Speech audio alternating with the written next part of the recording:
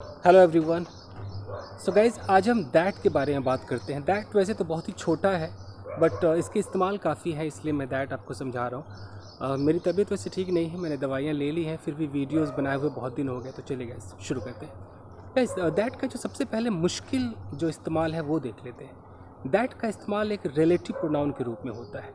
Relative मतलब क्या है, जैसे कि आप अगर मैं ऐसे बोलूँ कि the boy who was dancing yesterday is my friend.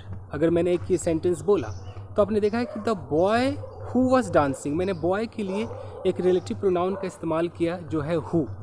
तो यहाँ पर हम बॉय है, इंसान है, तो हम हु लगा देते हैं। लेकिन जब कोई जानवर होता है या जब कोई चीज़ होती है तो उसके लिए हम विच लगाते हैं। लेकिन कई बार ऐसा होता है कि ना हम हु लगा सकते हैं ना हम विच लगा सकते हैं, हमें लगाना पड़ता है दैट।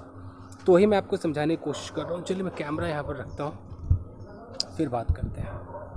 ओके, ऐसे तो मैं कह रहा था कि हम दैट लगाते हैं। मान लीजिए अगर मैं ऐसे बोलता हूँ कि एक आदमी है और एक बकरी है या एक कुत्ता है, तो एक इंसान भी हो जाए और इंसान के साथ साथ एक जानवर भी हो जाए, या एक आदमी है और उसके साथ एक कंप्यूटर है, तो इंसान के साथ साथ अगर कोई चीज़ भी हो जाए तो फिर हम क्या करें? हम वहाँ पर हु भी नहीं लगा सकते, हम विच भी नहीं लगा सकते। इंसान के लिए हु लगाएंगे और जानवर या चीज़ों के लिए विच लगाएंगे, लेकिन जब दोनों ही चीज़ें हो फिर हमें दैट का इस्तेमाल करना पड़ता है। तो हम कैसे बोलेंगे?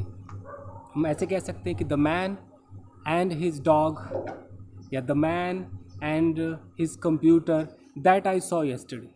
तो दैट आई सॉ येस्टरडे यानी कि आदमी और उसका कंप्यूटर, या आदमी या उसका कुत्ता जिसको कल मैंने देखा। तो यहाँ पर मैं दैट का इस्तेमाल करूँगा, मैं हु या हुम का इस्तेमाल यहाँ पर नहीं कर सकता।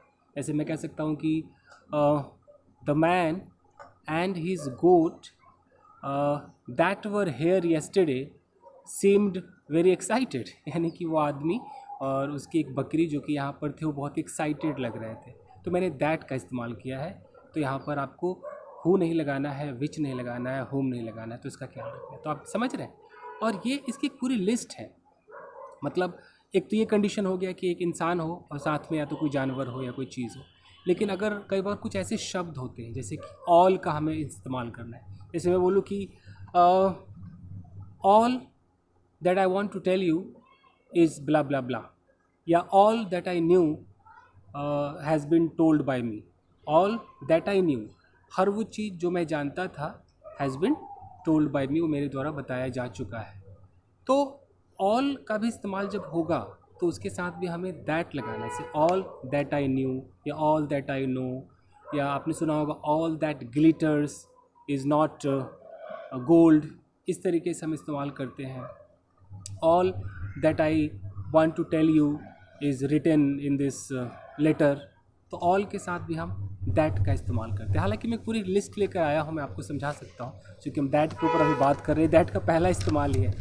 तो जब भी हम रिलेटिव प्रोनाउन में दैट का इस्तेमाल करते हैं तो मान लीजिए कि कोई सुपरलेटिव डिग्री आ जाए। जैसे कि मैं कहता हूँ कि mister Mishra is the most laborious man. तो द मोस्ट लेबोरियस मैन हमारा क्या है? सुपरलेटिव डिग्री है। फिर मुझे बोलना है दैट आई नो, यानी कि जिनको मैं जानता हूँ। तो यहाँ पर मैं हुम आई नो नहीं कर सकता हूँ, या मैं ये नहीं कह सकता कि mister Mishra is the most laborious man who always comes here, that always comes here, हमें ऐसा बोलना होगा। यानी कि जहाँ पर सुपरलेटिव डिग्री आ जाए कि she is the most beautiful girl that meets me daily, तो यहाँ मैं दैट बोलूँगा, हु नहीं बोल सकता। तो सुपरलेटिव डिग्री के साथ भी आपको दैट का इस्तेमाल करना है। आप समझ पा रहे हैं? ओके, ऑल वाला मैंने आपको बता ही दिया। It's all that glitters is not gold, या all the pens that I gave him are new. All the pens, सारे के सारे pens that I gave him, तो मैं यहाँ पर विच आई गेव हिम नहीं बोल करके दैट का इस्तेमाल कर रहा हूँ। तो यहाँ पर आप समझ गए कि ऑल के साथ उसके बाद एक पूरी लिस्ट है, जैसे everything, nothing, the only, any, everyone, none, nobody, the same, the few, the little. इनका जब इस्तेमाल होगा तो इनके साथ भी दैट लगेगा। कुछ एग्जांपल्स मैं आपको दिखाता हूँ। जैसे है कि my father has given me everything, मेरे पिताजी ने मुझे सब कुछ दिया, तो एवरीथिंग आ गया। अब एवरीथिंग के बाद मैं यहाँ विच लगाऊँ कि दैट लगाऊँ, कि दैट ही हैड, जो उनके पास था। यहाँ पर जो की जो इंग्लिश है वो विच नहीं है, यहाँ पर दैट है।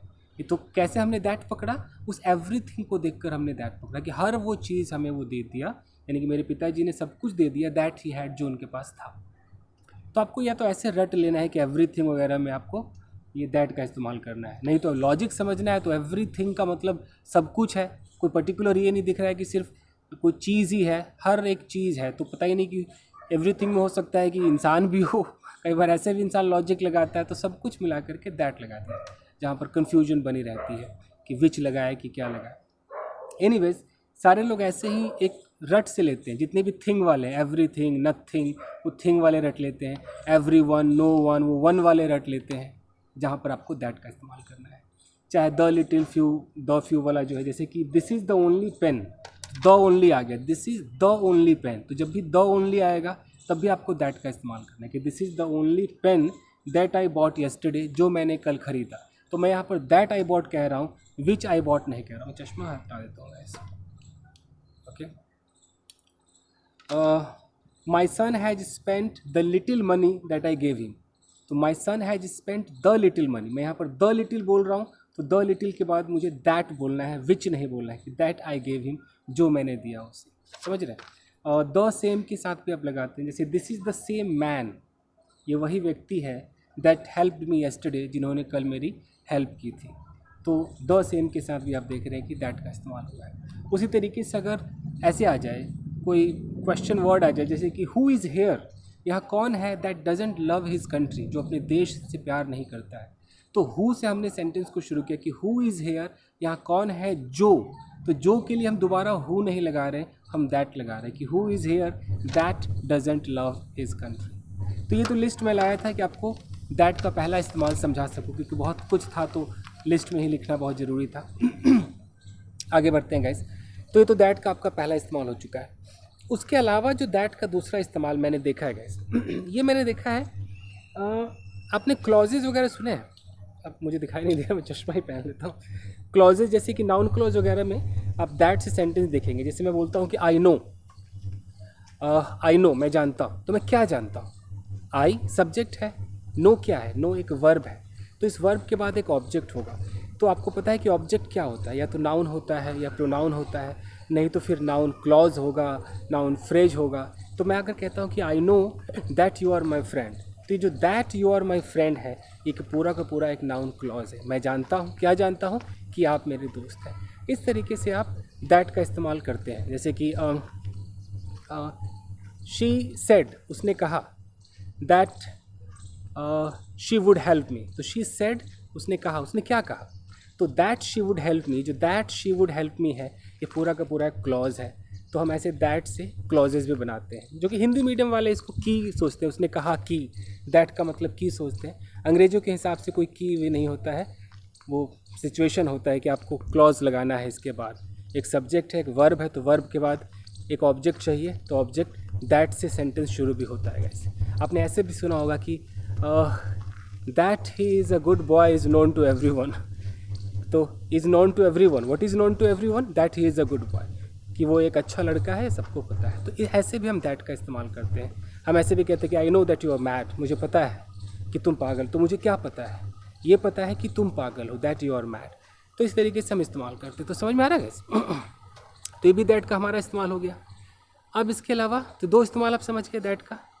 इसके अलावा जो दैट है, आपने शायद सुना होगा कि डेमोन्स्ट्रेटिव प्रोनाउन, डेमोन्स्ट्रेटिव प्रोनाउन करके आपने नाम सुना होगा। नहीं भी सुना होगा तो कोई बात नहीं। प्रोनाउन है तो ऑफ कोर्स नाउन की जगह पर आएगा, ओके। और दैट है तो चूंकि नज़दीक के लिए आएगा, नहीं दूर के लिए आएगा। तो अगर मैं यहाँ पर दिखाऊँ कोई, जैसे अगर मैं इस जगह पर खड़ा हूँ और वहाँ पर एक कार है, तो मैं वहाँ पर कह सकता हूँ कि oh that is a very good car. तो इस दैट से मैं क्या कर रहा हूँ? मैं डेमोन्स्ट्रेट कर रहा हूँ, मैं किसी चीज़ की तरफ इशारा कर रहा हूँ, वो चीज़ जो यहाँ से दूर है।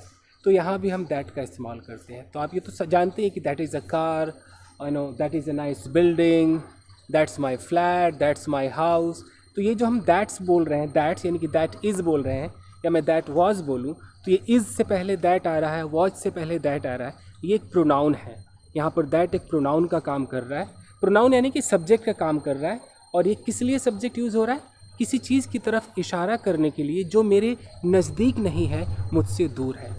इस तरीके से हम दैट का इस्तेमाल करते हैं। तो ये भी हो गया। उसके बाद हम दैट का इस्तेमाल हम करते हैं डेमोन्स्ट्रेटिव एडजेक्टिव के रूप में। अब एडजेक्टिव है, इसका मतलब क्या हो जाएगा? इसका मतलब हो जाएगा कि अब तक हम प्रोनाउन में दैट इज़, दैट वाज, यानी कि दैट के तुरंत बाद हम इज़ लगा रहे थे, वाज लगा रहे थे। एडजेक्टिव वाले में हम दैट के तुरंत बाद इज़ या वाज नहीं लगाएंगे, हम दैट के तुरंत बाद कोई चीज़ लगाएंगे, कोई नाउन लगाएंगे। जैसे कि दैट कार, अगर मैं बोलूँ कि दैट कार, तो दैट के तुरंत बाद कार है, कार हमारा नाउन है, तो उस नाउन से पहले दैट जो आ रहा है वो एडजेक्टिव का काम कर रहा है। इसे डिटर्मिनर भी कह सकते हैं। तो दैट कार यानी कि वह कार, तो यहाँ पर दैट क्या है? एक एडजेक्टिव है। तो हम दैट का इस्तेमाल या तो ऐसे करें, that is a nice car, या मैं ऐसे बोलूँ कि that car is very attractive, that bike is lovely. मैं वहाँ पे जो मैं बोलूँ दैट स्कूटी इज़ अट्रैक्टिव। तो हमारे बोलने के तरीके के हिसाब से दैट को हम यहाँ पर दो तरीके से डेमोन्स्ट्रेटिव के रूप में यूज़ कर रहे हैं। या तो हम दैट के तुरंत बाद इज़ बोल दें, या हम दैट के तुरंत बाद उस चीज़ का जिक्र करें, उसके बाद हम इज़ या वाज लगाएं। जैसे दैट कार इज़ भी कह सकते हैं, या दैट इज़ अ कार भी कह सकते हैं। तो मैं अगर दैट इज़ बोलता हूँ तो दैट यहाँ पर हमारा क्या हो गया? सब्जेक्ट हो गया, यानी कि प्रोनाउन हो गया। मैं कहता हूँ कि दैट कार, तो कार हमारा सब्जेक्ट है, लेकिन दैट उसको एडजेक्टिव का काम कर रहा है वहाँ पर। तो अब समझ में आ रहा है? कुछ भी थोड़ा बहुत तो आ ही रहा होगा। मैं बोलूँ कि know that man is coming here, तो मैन हमारा सब्जेक्ट है, दैट उसको थोड़ा सा क्या कर रहा है? उसके बारे में बता रहा है कि कौन सा व्यक्ति, वो व्यक्ति जो वहाँ पर हम डेमोन्स्ट्रेट करके उस व्यक्ति की तरफ इशारा कर रहे हैं। ये यहाँ तक क्लियर हो गया है। इसके अलावा जो मैंने दैट का इस्तेमाल देखा है दोस्तों, वो देखा है कि दैट के बाद हम कुछ एडजेक्टिव्स लगाते हैं। कहते हैं दैट्स ग्रेट, आपने सुना होगा, that's lovely, oh that's terrible, that's terrible, that's awesome. तो ऐसे भी हम दैट का इस्तेमाल कर देते हैं कि वाह, कहीं पर कोई तारीफ़ करना हो या बुराई करनी है तो हम कह देते हैं that's mind blowing, that's really attractive, that's great, that's great. कुछ बातें चल रही हम कहते हैं ओह वाह दैट्स ग्रेट। तो यहाँ भी हम दैट का इस्तेमाल करते हैं। कई बार तो मैंने दैट का इस्तेमाल इंटेंसीफायर के रूप में भी देखा है।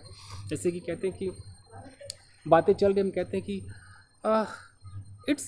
It is not that bad, ऐसे कभी सुना होगा, या इट्स नॉट दैट गुड, ये उतना भी अच्छा नहीं है। तो हम दैट गुड, दैट बैड, हम ऐसे करके बात करते हैं, मतलब उसको थोड़ा सा इंटेंसीफाई कर देते हैं। Okay, it was not that attractive, ये उतना भी अट्रैक्टिव नहीं था, है ना। तो यही है दैट दोस्तों। तो मुझे लगा कि मुझे इसके ऊपर एक वीडियो बनाना चाहिए, तो बस यही था दैट के ऊपर। आज से मैंने वीडियो बनाना शुरू कर दिया है। ज़्यादा बोला नहीं जा रहा, मैं हाफ भी रहा हूँ, बट कोई नहीं, कोशिश करूँगा कि कुछ ना कुछ बनाता रहूँगा इसे। तो मिलते हैं अगले वीडियो में guys. Till then take care, keep practicing and have fun. Thank you guys.